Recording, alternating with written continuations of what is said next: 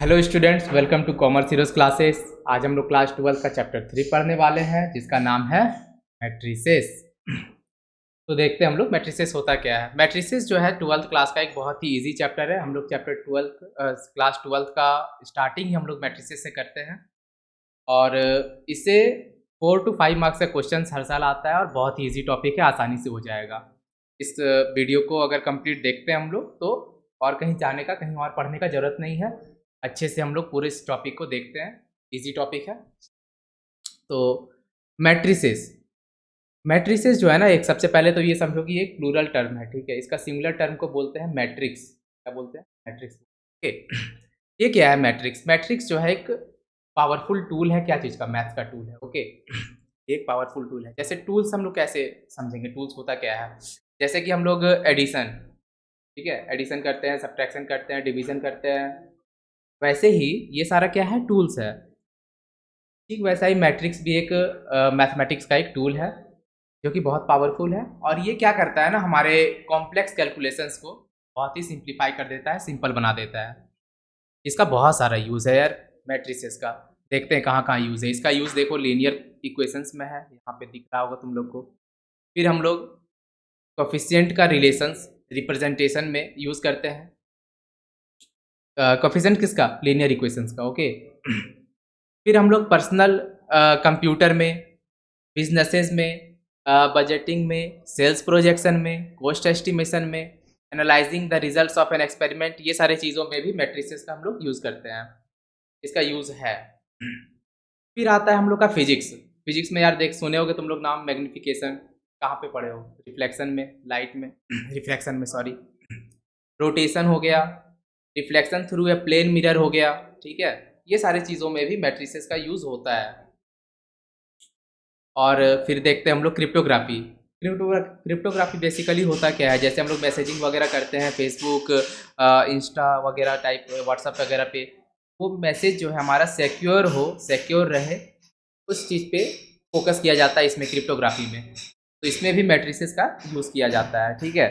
और कुछ कुछ ब्रांचेस है जैसे कि इकोनॉमिक्स हो गया, ठीक है, सोशियोलॉजी हो गया, मॉडर्न साइकोलॉजी हो गया, इंडस्ट्रियल मैनेजमेंट हो गया, ये सारे जगहों में भी मैट्रिसेस का यूज़ है। फिर मैथ्स में, 3D मैथ्स में, 3D मतलब कि 3 डायमेंशनल मैथ्स, ठीक है, ये सारे जगहों पे मैट्रिसेस का यूज़ किया जाता है।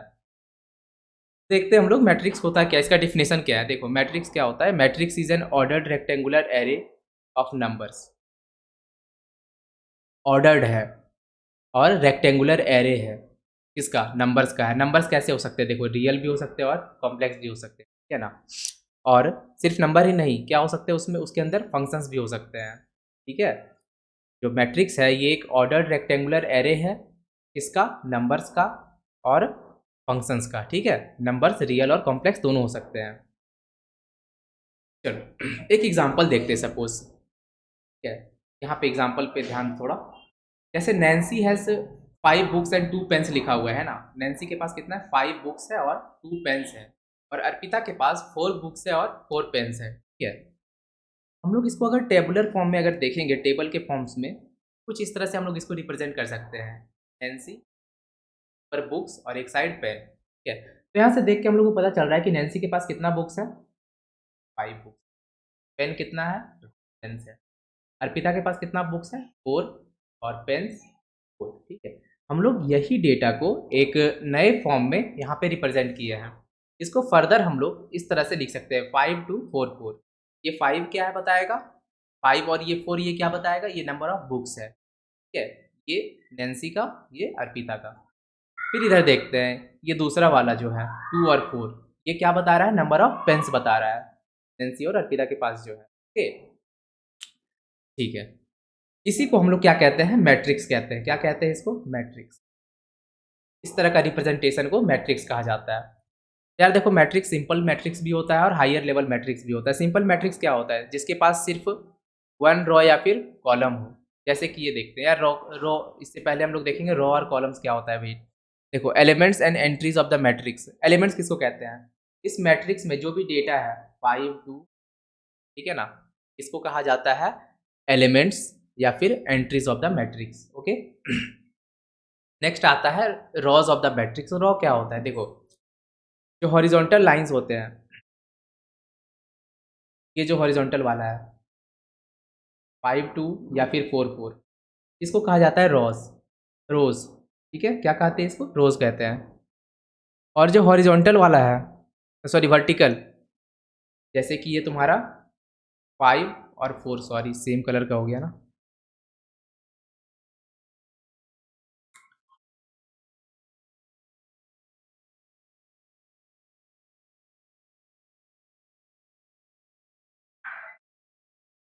ये जो वर्टिकल है वो कहेंगे कॉलम्स कहेंगे।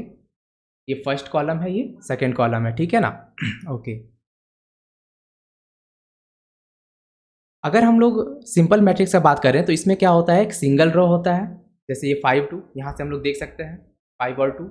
और अगर सिंगल कॉलम का बात करेंगे तो 5 और 4, ये वाला। ठीक है, हम लोग ये भी ले सकते हैं एग्जाम्पल में, कोई बात नहीं है। ठीक है, ये सिंगल रो और सिंगल कॉलम का एग्जाम्पल है।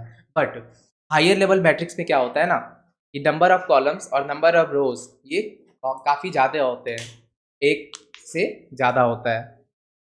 यहाँ पे हम लोग एग्जाम्पल के तौर पे देख सकते हैं, यहाँ पे ये जो मैट्रिक्स ए है, ठीक है। अच्छा, एक और बात, मैट्रिक्स को हम लोग हमेशा कैपिटल लेटर से डिनोट करेंगे, ठीक है, ए बी सी या कुछ भी बोल सकते हैं, पर वो कैपिटल लेटर होना चाहिए। ठीक है, जैसे higher level matrix has many rows and columns. Many का क्या मतलब हुआ कि मोर देन वन है, ठीक है। जैसे यहाँ पे एक रो है, एक कॉलम है, ये तुम्हारा सिंपल मैट्रिक्स हो गया। और जैसे ये वाला एग्जांपल देख लेते हैं, इसमें फर्स्ट रो सेकंड रो, ये फर्स्ट कॉलम ये सेकंड कॉलम, तो एक से ज़्यादा है, इस वजह से इसको क्या बोलेंगे, हायर लेवल मैट्रिक्स। क्या इसका जनरल फॉर्म को कुछ इस तरह से लिखा जाता है, जैसे ये A11 लिखा हुआ है, ध्यान दो। ठीक है, तो जो फर्स्ट वाला पार्ट है ना 1, ये क्या बताता है, ये बताता है नंबर ऑफ रोज। ठीक है, यहाँ पे सेकंड वाले में देखो, ये सेकंड रो है तो इसलिए यहाँ पे 2 लिखा हुआ है, ये थर्ड रो है इसलिए यहाँ पे 3 लिखा हुआ है। और ये 1 1 जो लिखा हुआ है, इसका क्या मतलब हुआ कि फर्स्ट कॉलम का है सारा, ये सारा एलिमेंट्स जो है फर्स्ट कॉलम का है। उसी तरह यहाँ पे अगर देखें, ध्यान दें, तो ये जो अपना 1 लिखा हुआ है, ये क्या है, नंबर ऑफ रो, जो कि फर्स्ट वाला है। और ये सेकंड कॉलम 2 जो है क्या है, सेकंड कॉलम है। तब ये सारा एलिमेंट सेकंड कॉलम का है। ठीक है, मैट्रिक्स को हम लोग दो तरह से लिखते हैं, एक तो ये स्क्वायर वाला ब्रैकेट का यूज़ करके, और एक ये सिंपल वाला ब्रैकेट का यूज़ करके। ठीक है, पर बुक्स में एनसीईआरटी में मोस्ट ऑफ द प्लेसेस में ये वाला यूज़ किया हुआ है, इसलिए हम लोग हमेशा ऐसा ही यूज़ करेंगे। आगे अगर हम लोग इसको देखें, यहाँ पे ध्यान दो जरा सा, कि ये यहाँ पे कितना रोज़ है, 1 2 और 3 ही है। ठीक है, और कॉलम्स कितने हैं, एन। एन कुछ भी हो सकता है, ठीक, जनरल। अगर हम इसको अर्थ फर्दर और जनरलाइज करेंगे तो नंबर ऑफ रोज भी क्या हो सकता है, काफ़ी ज़्यादा हो सकता है। ठीक है, से एम, कहाँ तक जा रहे हैं हम लोग, एम तक जा रहे हैं, 1 2 3 ऐसे कर करके लास्ट एम तक जा रहे हैं।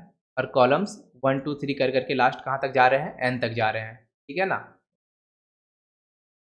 इसको अगर हम लोग और अच्छे से देखें एक सिंपल फॉर्म में, तो हम लोग इसको ऐसे भी लिखते हैं, A is equal to A I जे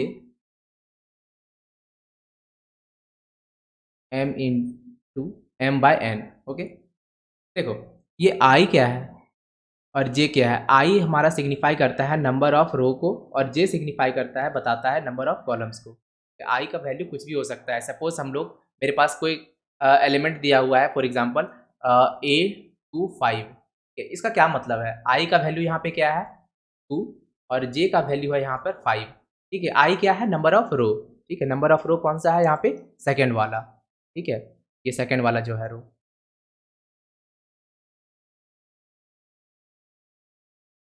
ठीक है ना। इसमें कौन सा एलिमेंट, कॉलम कौन सा है, फिफ्थ कॉलम है। 1 2 3, यहाँ पे 3 के बाद 4 आएगा, 4 के बाद यहाँ पे 5 आएगा। ठीक है, ये फिफ्थ कॉलम यहाँ पे होगा।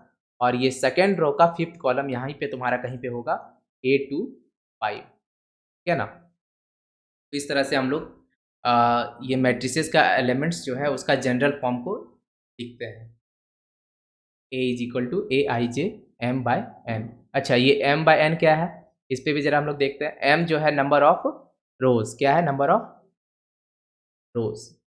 यहाँ पे दिख रहा होगा 1 2 से लेकर लास्ट हम लोग कहाँ तक गए, एम तक गए हैं। और एन कहाँ, एन क्या है, नंबर ऑफ कॉलम्स। 1 2 से लेकर हम लोग कहाँ तक गए, कॉलम एन तक गए हैं, एम बाय एन।